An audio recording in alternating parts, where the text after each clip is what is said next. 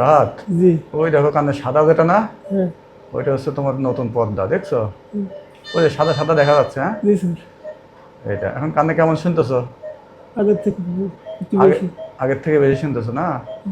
দেখো কত সুন্দর, আমরা কান না কেটে অপারেশন করছি, ঠিক আছে? কোনো কাটাকাটি নাই, কোনো কিছু নাই, ঠিক আছে? বাইরে থেকে দেখো কোনো এদিকেও কাটি নাই, সামনে থেকেও কোনো কাটাকাটি নাই, দেখছো? হুম। পিছন থেকে বোঝার উপায় নাই।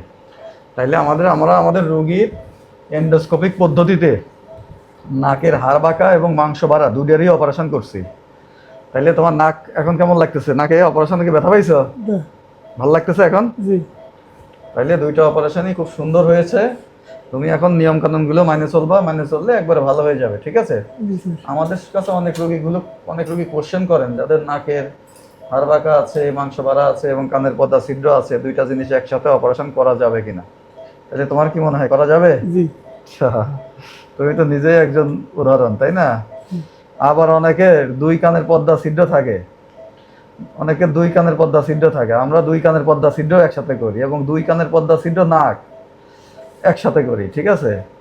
তার মানে এগুলো করলে সুবিধা যেটা যে একবারে সব ভালো হয়ে গেল, তাই না? জি। এই একবারে তুমি যে অ্যান্টিবায়োটিক খাবা সেটা কিন্তু একবারই খাইতে হবে। যে নাকের জন্য যে ব্যথার ওষুধ খাবা, কানে তো তেমন কোনো ব্যথাই হবে না, কারণ কারণ তুমি বুঝতেই পারবে না যে তোমার কানে অপারেশন হয়েছে।